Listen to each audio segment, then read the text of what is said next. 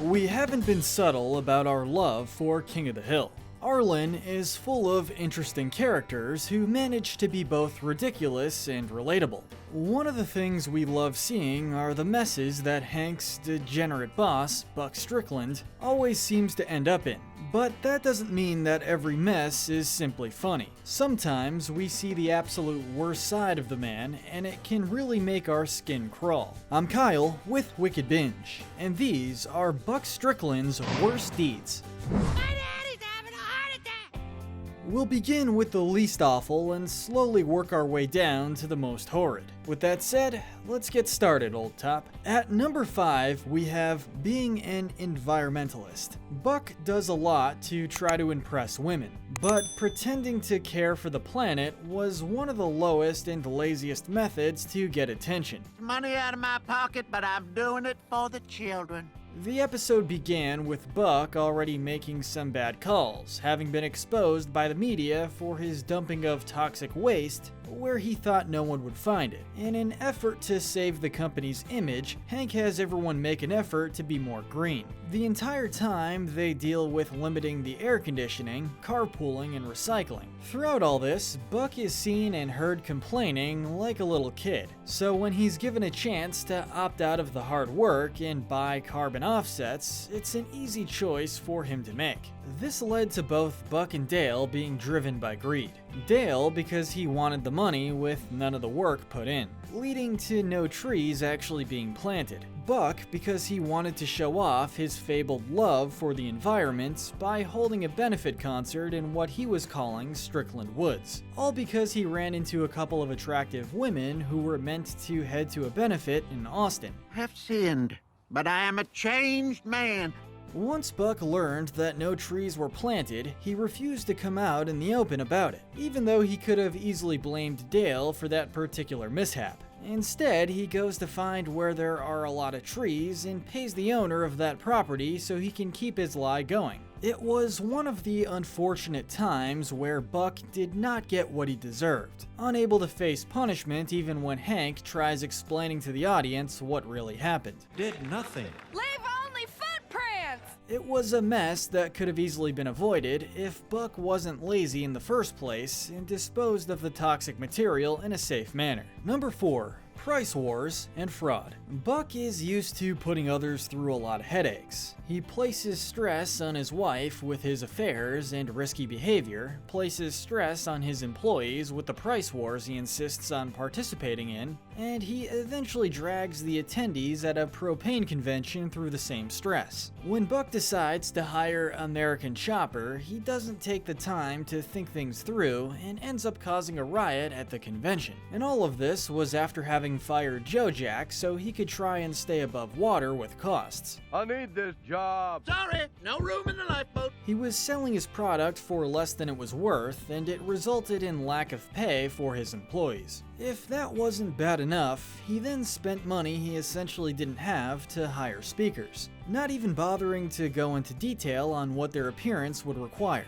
And when Hank tried to correct the situation, Buck read it as starting an illegal cartel. Things did eventually get back to normal, but only because Hank was able to warn them so no one went to jail. Thanks for keeping me out of jail. After the dust settled, he had hired Joe Jack back, but nearly jumped at the chance to dive back into his destructive price war habits until Hank stopped him. He truly never learns from his past sins. Number 3. Holding his employees hostage. Buck is a huge fan of the ladies, and this of course led to a love of strip clubs. One in particular he visited on a regular basis. But when he decided to get into a dispute with the owner, upset about the low-quality breakfast buffet, which really emphasizes the classiness of the establishment, he was banned and left to go back to work. Buck, you're no longer welcome in this establishment. He whines about not being able to have fun, actually breaking into tears at the discussion over the meeting and refusing to go back inside for his car keys if it meant him having to be responsible and boring. This eventually leads to Hank trying to liven things up a little with the purchase of ice cream for the employees. But how could he have predicted Buck would become obsessed with the light atmosphere of the frozen cow? I'm physically addicted get to the good time. After Buck becomes intoxicated with the lighthearted atmosphere, he spends every waking moment he can at the Frozen Cow. He tries every flavor, knows all the songs, and even has Hank bring him new pants so he can change in the middle of the store. When Hank tries to get him to act reasonable and come back to Strickland Propane, promising that it can be fun, Buck's response was to completely change the place using the business model the Frozen Cow uses. Luckily, they didn't lose much profit, but Buck clearly had lost his mind. His excitement to make his business a haven for himself led to him holding the employees hostage for games, karaoke, and a surprise sleepover. He was even upset with his employees not having as much fun as him, to the point that Buck made a literal wet blanket to throw on the person being the most depressed at the sleepover. You're not the wet blanket anymore.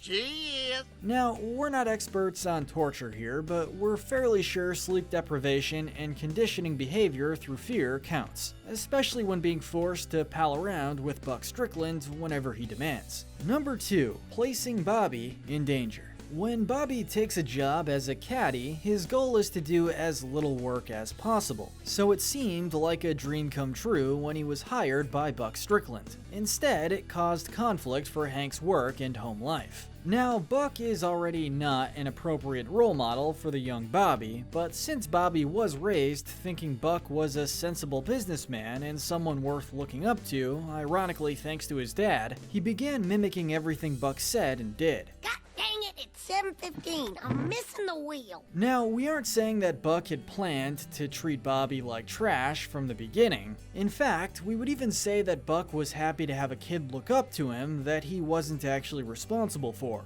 But that all went downhill when he took Bobby out of town and he tasked the young man with keeping his pills and extra money, essentially making him take part in a scam by faking a heart attack if he started losing at gambling. Come in, waving the pill, screaming, My daddy's having a heart attack. Really, taking a child to an environment like this, let alone making him wait outside in a filthy alley, is incredibly low, even for Buck. As with most situations that Buck creates, Hank was able to swoop in and save the day, but it didn't change that he placed the child in a dangerous and unpredictable situation. Luckily, Hank actually allowed Buck to get a little comeuppance in the end, encouraging the men chasing him to get a couple good hits in.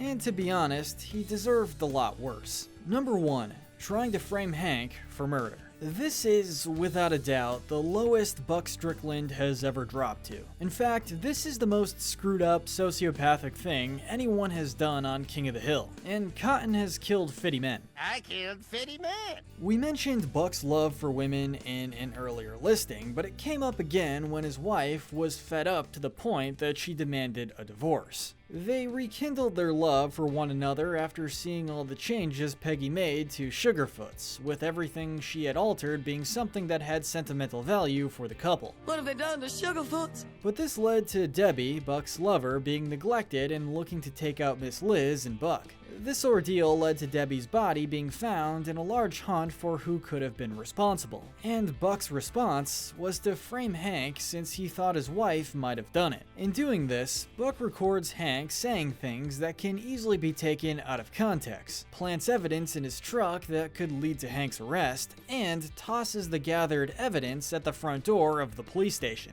Luckily, the Texas Ranger that came in was smart enough to actually figure out what happened, but Buck wasn't even sorry about what he had done. He stated everything out in the open about his framing, even telling Hank it wasn't anything personal, but he wanted to make sure Miss Liz wouldn't be arrested for Debbie's death. And poor Hank, he just accepted it, rationalizing the whole thing by saying if Peggy was in danger of being arrested, he might have reacted harshly. I guess if my mistress had been murdered. Buck definitely should have been punished in some way for his interference with an ongoing investigation, but unfortunately, it was one of the many times where Buck got off pretty much scot-free. But really, the most screwed up icing on the cake here is that Buck was willing to ruin the life of the guy who has been nothing but loyal and helpful to him for the last 20 years, which actually makes this one of the darkest moments on the show, especially considering the fact this is never really addressed and Hank and Buck just go on with the relationship as if nothing ever happened.